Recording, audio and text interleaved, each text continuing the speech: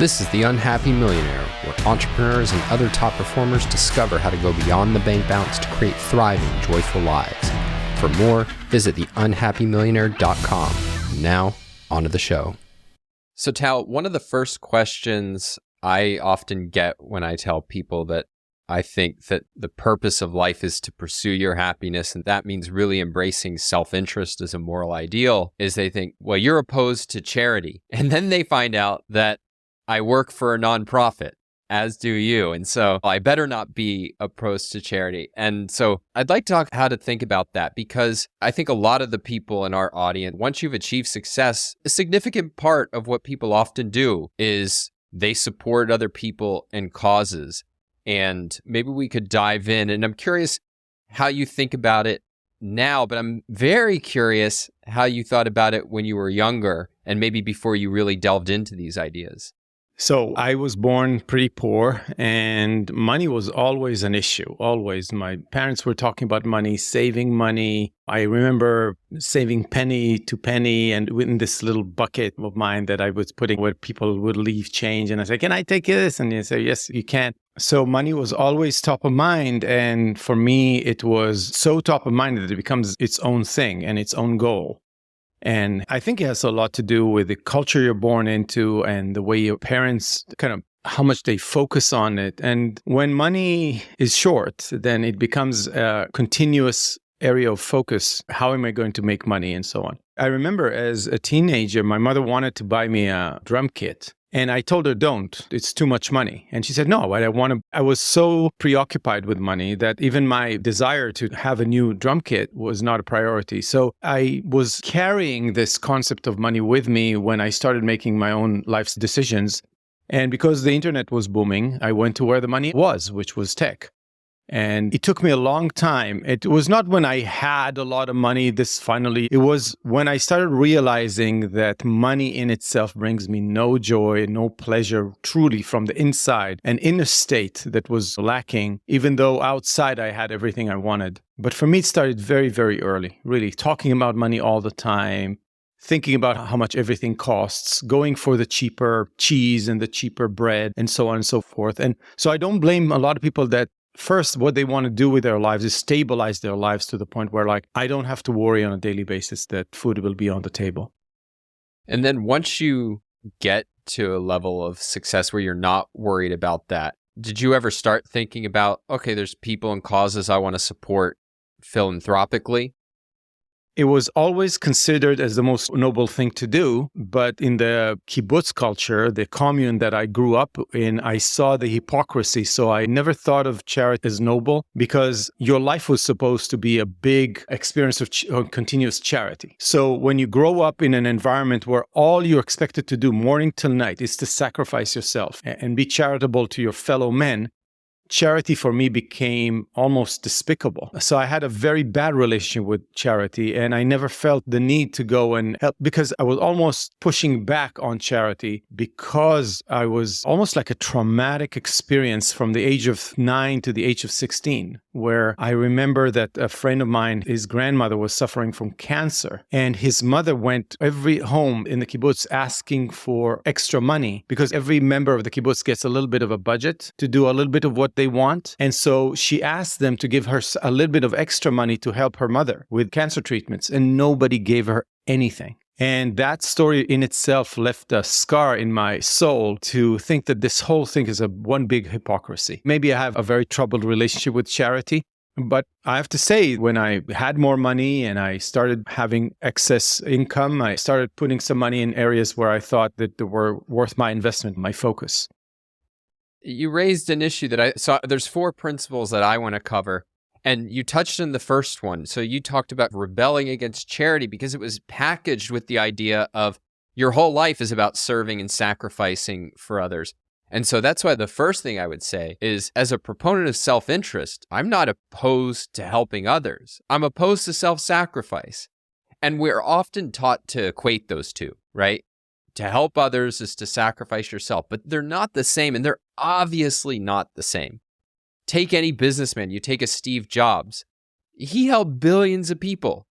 all the customers, the investors, the employees. Think of all the entrepreneurs he inspired, but he profited throughout, right? And so much of the way that we actually help others is profitable in the kind of narrow sense. We're going to talk, I think, about ways in which it can be profitable in a spiritual sense too, but that is not self-sacrifice. Self-sacrifice is setting aside what you personally value because other people's need is held to trump what you want from life, what you want to do for your own happiness.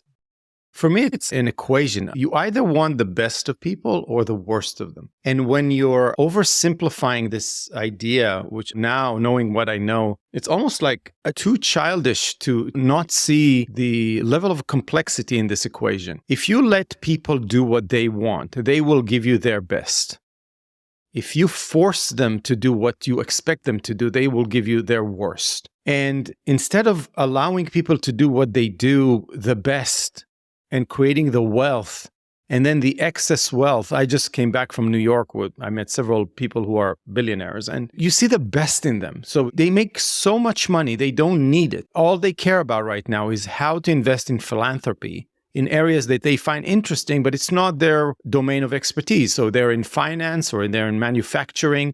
And they come to you as someone who's leading a non-for-profit for ideas and say, I think ideas are important. What do you need? And then we have a business discussion about what is your strategy, how you're going to change the world with the ideas. And that's the best of them. And then they surprise you with how much money they give and support. And then they will tell you the smartest thing is, you are so much smarter than I am in this domain. Take my money. I will leave it to you to decide what you want to do with it. And versus guilting people, which is what I was taught, charity, is you guilt people into, no, you have to give 10% of what you make, and you have to support this and that and so on. And anyone who is poorer than you, it's the tyranny of need, as Peter Schwartz has this book.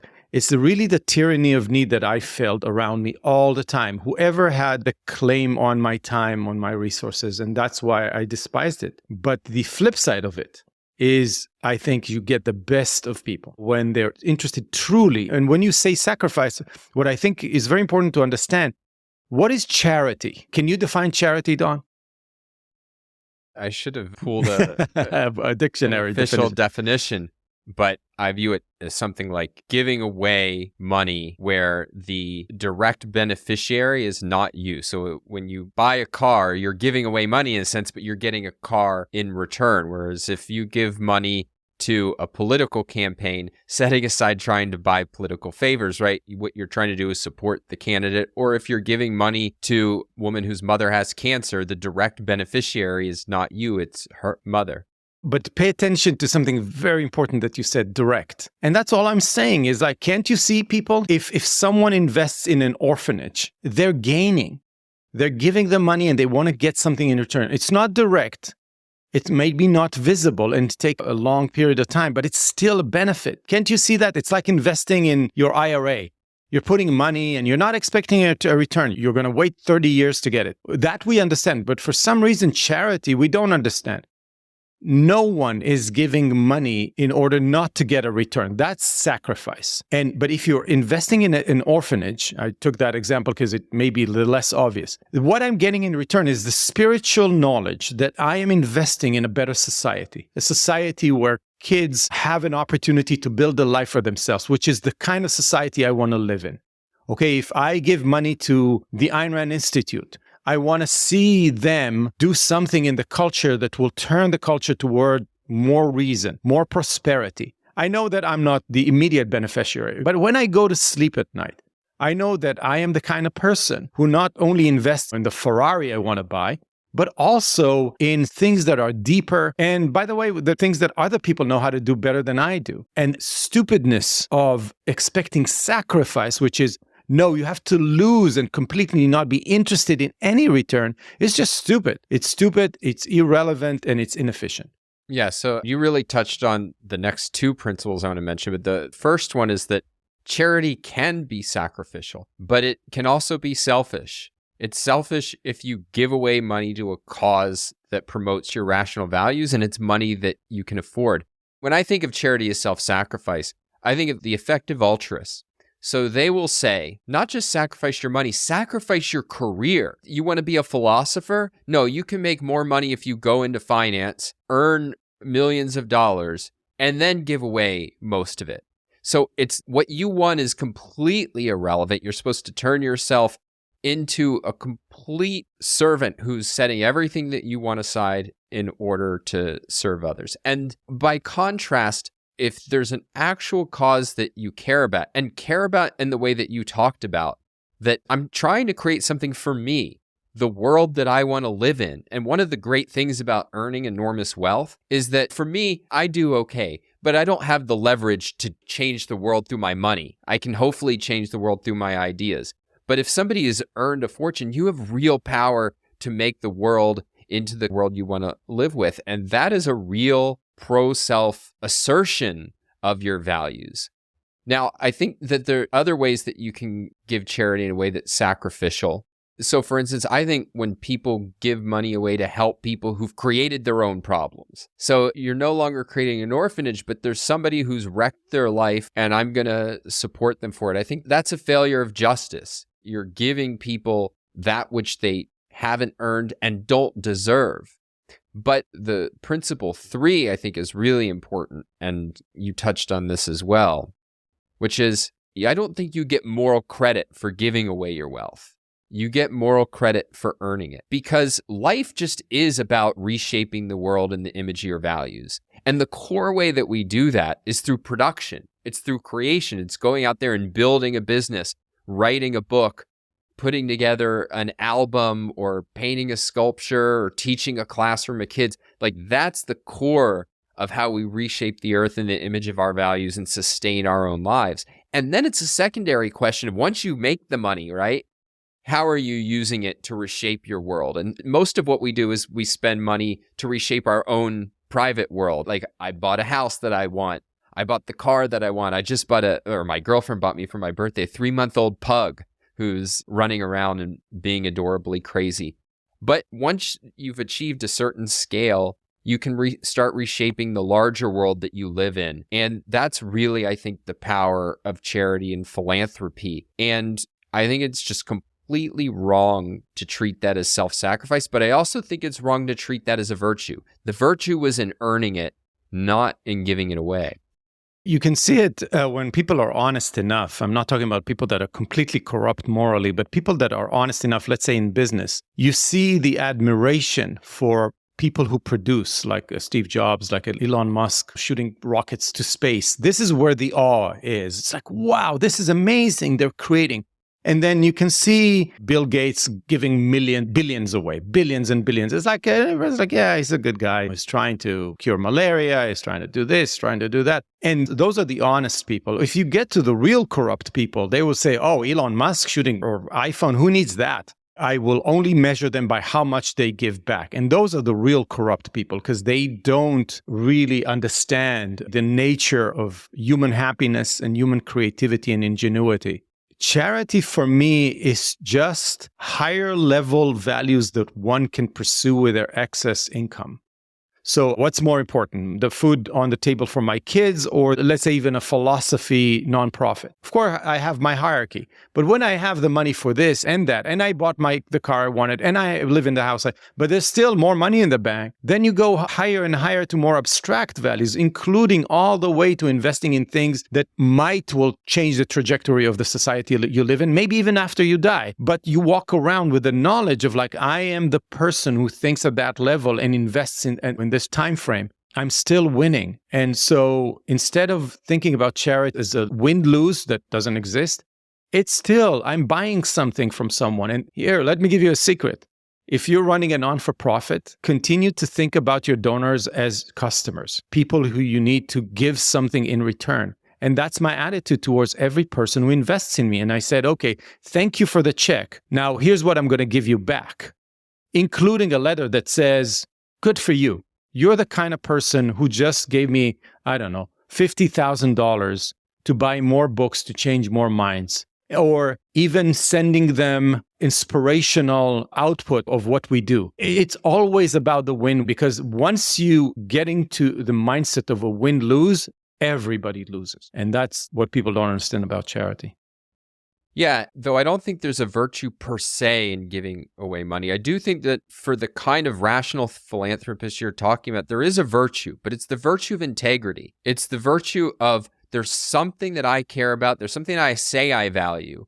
How do I demonstrate it in action? When I'm in a position to aid that cause or help that person that I claim I care about, I do it. And so there is virtue, but the virtue is not in giving away. Because if you make giving away per se a virtue, you're making sacrifice a virtue. And that's why the fourth principle I would name is that altruism, the idea of self-sacrifice, it's a major part of the explanation, I think, for why most charities accomplish very little. Because if your aim when you are engaged in philanthropy is sacrifice, I want to be a good person by showing that I put the needs of others above my own, well, then it doesn't really matter if the charity accomplishes anything. You made the sacrifice. Who cares what if they actually do any good in the world?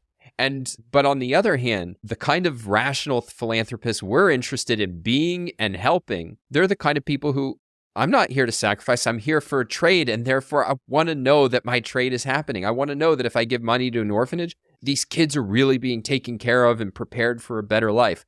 I want to know that if I give money to a philosophy educational organization, that they have a plan for how they're actually going to educate people in philosophy and promote that philosophy.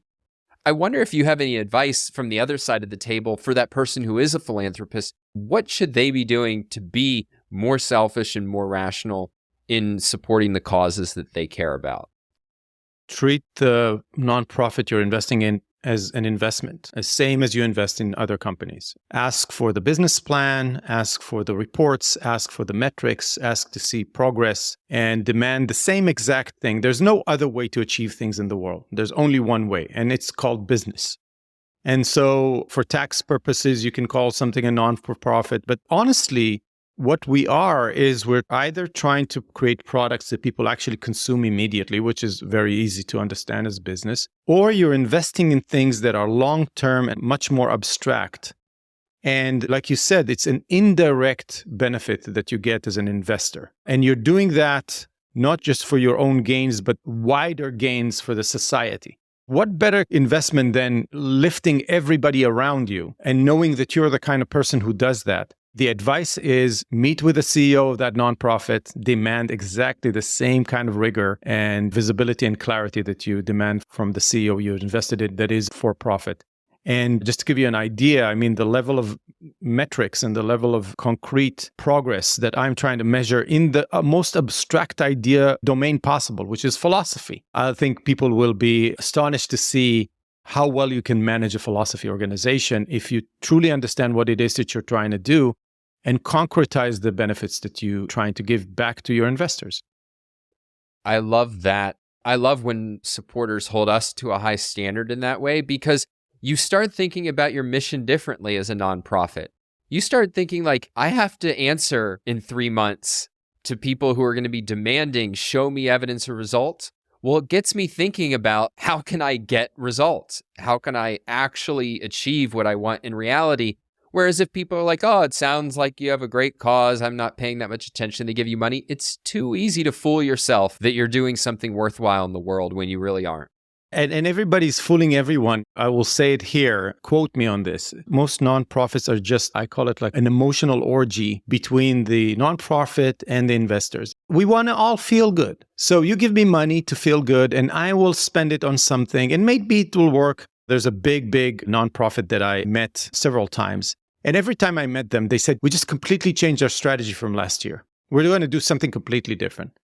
And I asked myself how it is that every year that I meet them, they completely change. And what I realized is that every time that a big donor comes in and say, I want to help prisoners, I want to help little children, I want to help sick people, they will do whatever that person emotes and they will try to mesh together some kind of a strategy that pleases the whims, I would call it, of the donor with a bigger check. And this is how most, unfortunately, a lot, I wouldn't say, I don't know if most, but a lot of the nonprofits around me are managing themselves. And it's a cycle, by the way. They attract a new donor, they promise something, the donor feels good about it, then there are no results, the donor gets frustrated, they get frustrated, they move on to the next donor.